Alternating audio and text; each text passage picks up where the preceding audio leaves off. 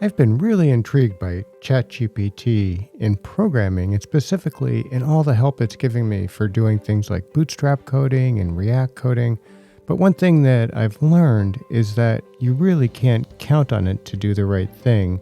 And I would even go further to say that if you don't know what you're doing in the language you're programming in, you probably shouldn't use it because it's going to create bad results.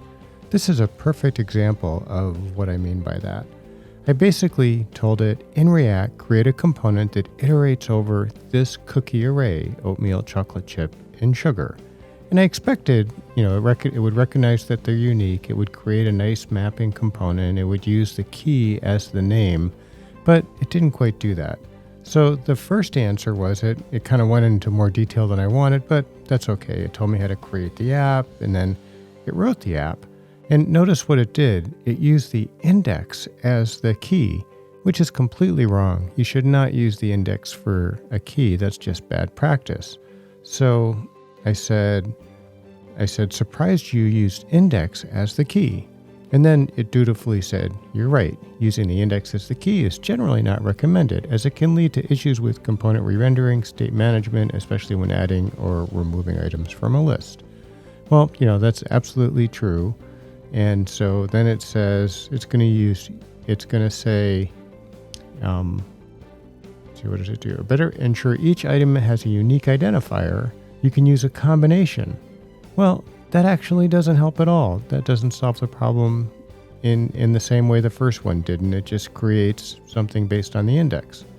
So then I said, still surprised as the index might change. And then it said, you're correct, and I apologize for any confusion.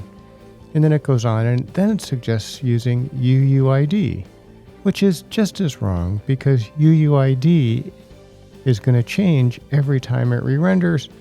So finally I said, which is the right answer, likely in this case, why not use the cookie name as the key? And then ultimately it did that, and it gave me exactly the right reason. It said that it says if there are no duplicates in the list, using cookie name as the key is the right thing to do, basically. Anyway, so then I continue to say UUID is bad, and it does something different. My point is that it can really lead you down a very bad path, doing very bad practices. And so it's important to know basically what the answer you're looking for looks like, and if not, continue to coerce ChatGPT into giving you the right answer.